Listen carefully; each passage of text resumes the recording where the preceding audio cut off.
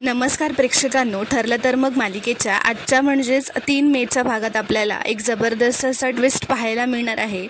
पण त्याआधी जर तुम्ही माझ्या चॅनलवर नवीन असाल तर चॅनलला प्लीज सबस्क्राईब करा. तर प्रेक्षकांनो, आता आपण पाहतो की अर्जुन केसच्या कामात असतो म्हणून सायली त्याच्यासाठी कॉफी आणून देते व तिथून निघून जाते. इथे दुसरीकडे अर्जुनने रविराजला प्रियाची सायकोलॉजिस्ट समोर चौकशी होणार याची नोटीस पाठवल्यानंतर प्रिया मात्र खूपच घाबरलेली असते. ती म्हणते, पण बाबा, मी सायकोलॉजिस्टकडे का जायचं आहे? मला काही झालं आहे का? की माझं मन थाऱ्यावर नाही असं सिद्ध करण्याचा अर्जुन प्रयत्न करतोय. म्हणजे आता केस त्याच्या हातातून निसटत चालली आहे म्हणून तो असं वागणार आहे का? तर आता रविराज म्हणतो, अगं तन्वी, एवढी पॅनिक व्हायची गरज नाही आहे. तर नागराज म्हणतो, गरज नाही असं कसं म्हणतोय दादा? तू सांगून टाक ना अर्जुनला तन्वी नाही येणार म्हणून. तर रविराज म्हणतो, अरे नागराज, आपण असं नाही करू शकत. आपण कोर्ट ऑर्डर नाकारू शकत नाही. तर प्रिया विचारते, त्या सायकोलॉजिस्ट समोर काय होणार आहे? तर रविराज म्हणतो, अगं काही नाही, तू कोर्टासमोर जे सांगितलंयस ना तेच त्यांना सांगायचं आहे.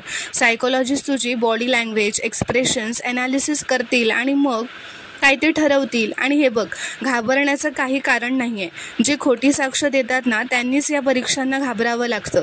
तर नागराज म्हणतो, पण का? असं परीक्षांना आपल्या तन्वीने तोंड द्यायलाच का हवं दादा?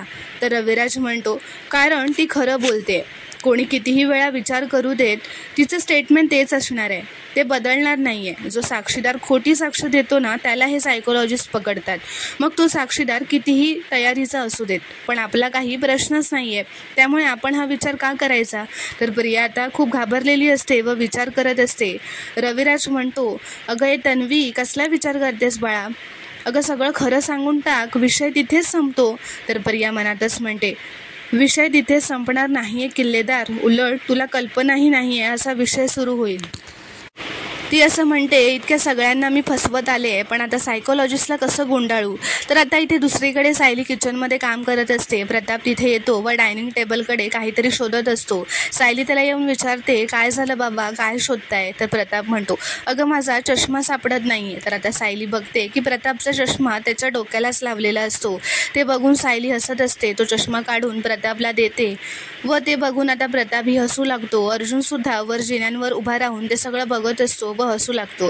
आता प्रताप असं म्हणतो, याला म्हणतात काखेत कळसा आणि गावाला वळसा. सगळे वय झाल्याचे परिणाम आहेत. तर इथे दुसरीकडे आता प्रिया किल्लेदारकडून निघालेली असते व म्हणत असते, मला वाटलेलं मी चौकशीतून पळ काढला, पण नाही, या अर्जुनने मला अडकवलंच. तर आता तिला महिपतचा फोन आलेला असतो. तो असं म्हणतो, आता जिथे कुठे आहेस ना तिथून देशमुख बाईंच्या ऑफिसला जा. तर प्रिया असं म्हणते, परत? पण का? मी आत्ता तर जाऊन आले. तर महिपत म्हणतो, हो, पण तिथे जाऊन तू खोटं बोलली आहेस, आता परत जाऊन खरं बोलायचं. तर आता प्रिया म्हणते, जाते मी. तर आता फोन ठेवल्यावर प्रिया म्हणते, ज्यांना मी साथ देते ना ते सगळे मिळून माझा जीव घेणार आहेत. चला प्रिया, आता देशमुख बाईंच्या दारात परत तुमची वरात न्या. इथे आता अर्जुनसुद्धा खाली येतो. प्रताप त्याला चष्म्याचा किस्सा सांगतो. तर ते सगळे हसू लागतात. सायली म्हणते, आज किती दिवसांनी असे खळखळून हसलात तुम्ही बाबा, कायम असेच हसत राहा. देव जेव्हा माणसाला अशा 2 खळ्या देतो ना तेव्हा त्याचं इतकंच म्हणणं असतं की त्या दाखवत कायम हसत राहावं. तर आता अर्जुन सायलीला केसच्या कामासाठी त्याच्यासोबत ऑफिसला घेऊन जातो. इथे दुसरीकडे महिपत दामिनीच्या ऑफिसमध्ये आलेला असतो व म्हणतो, प्रिया आता तुम्हाला पाहिजे ते बोलेल, मी तिला बोलावलंय, ती येतच असेल. तर दामिनी म्हणते, मला पाहिजे ते नाही, खरं बोलणं अपेक्षित आहे, तिला खरं बोलायला सांगा. तर आता प्रिया तिथे येते. दामिनी म्हणते, रविराज बरोबर आली होतीस, एवढे मोठे वकील आहेत, तुझे वडील आहेत, तुझ्या शेजारी बसले होते, एकदाही चांचरली नाहीस, खोटं बोलताना एकदाही तुला काही वाटलं नाही का गं? कमाल आहे तुझी. तर आता बसल्यावर प्रिया असं म्हणते, आता एवढी ॲक्टिंग तर करायलाच हवी ना, नाहीतर बाबांनी मला केव्हाच पकडलं असतं. तर दामिनी म्हणते, खरं आहे, 2-4 खून करून पळून आलेली नाही आहेस ना गं तू? तर आता प्रियाला धक्काच बसतो. ती म्हणते, काही काय बोलताय तुम्ही? तर दामिनी म्हणते, नाही, नको त्या दिशेला जास्त तुझं डोकं जात असतं ना म्हणून. एखाद्या अपराध्यापेक्षा फार वेगळं नाही आहे ते. तर प्रिया म्हणते, थोडंसं खोटं काय बोलले, तुम्ही लगेच आरोप नका करू माझ्यावर, तशी मी साधी मुलगी आहे. तर हे ऐकून आता महिपत असं म्हणतो, वा वा, मस्त जोक होता हा. तर प्रिया त्याला चिडूनच म्हणते, तुम्ही मला इतकं आता बोलताय, मग मला नोटीस पाठवून बाबांबरोबर इथे चौकशीसाठी का बोलावलं? त्यांच्यासमोर मी खरं बोलू शकणार होते का? तर दामिनी म्हणते, ओ हॅलो मॅडम, मी बोलवलंय. आणि 2 गोष्टी लक्षात ठेवायच्या. नंबर 1, काही गोष्टी लिगली झालेल्या बऱ्या असतात. नंबर 2, तुला किती खोटं बोलता येतं हे जाणून घ्यायचं होतं मला. ही दोन्ही कामं झाली आहेत माझी. आता तुझे वडीलही नाही आहेत इथे, आता तुला खरं बोलायचं आहे. विलासचा मर्डर झाला त्याच्या संध्याकाळी 7 वाजता तू श्वास घेतलास, त्याच्या पुढचं सगळं मला सांगायचं.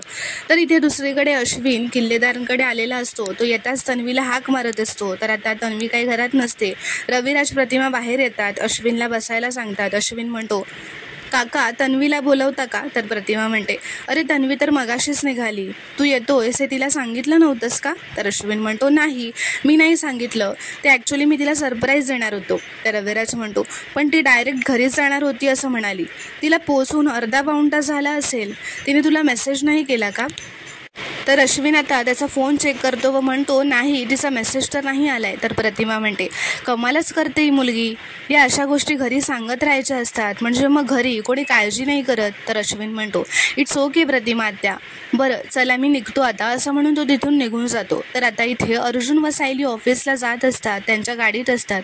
सायली अर्जुनला असं म्हणते, बाबा आज माझ्याशी इतकं छान वागतील असं मला वाटलंच नव्हतं, पण हे आपले खरे बाबा आहेत तेवढं नक्की. सतत हसत असणारे, सगळ्यांशी मिळून मिसळून वागणारे, आणि आज ते हसू बऱ्याच दिवसांनी माझ्या वाटायला आलं.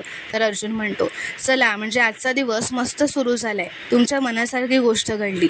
तर आता सायली विचारते, अहो पण तुम्ही मला ऑफिसला का घेऊन चाललाय हे कळेल का मला? तर अर्जुन म्हणतो, मी माझ्या केस पार्टनरला घेऊन चाललोय. विलासने पोलिसांना जो मेसेज पाठवला होता त्याचे डिटेल्स मागवलेत मी. इन्स्पेक्टर ऑफिसमध्ये येत आहेत तेव्हा तुम्ही तिथे हवे आहात मला. कदाचित आज काही नवीन क्ल्यूज आपल्या हाती लागतील. तर सायली म्हणते, आजचा दिवसही छानच जाईल, आपल्या हाताला नक्की काहीतरी लागेल. तर इकडे आता दामिनी प्रियाला ओरडतच म्हणते, अगं बाई आता मुहूर्त काढणार आहेस का? बोल घडाघडा पटापट, जे झालं होतं ते कोर्टात सांगितलं ना तेच सांगायचं, सगळं खरं खरं, कारण खरं काय झालंय ते साक्षीने मला आधीच सांगितलंय. तर आता प्रिया सांगायला सुरुवात करते. तर तिला तेवढ्यातच अश्विनचा फोन येत असतो. ती उचलायला जाते पण महिपत तिच्या बाजूला बसलेला असतो.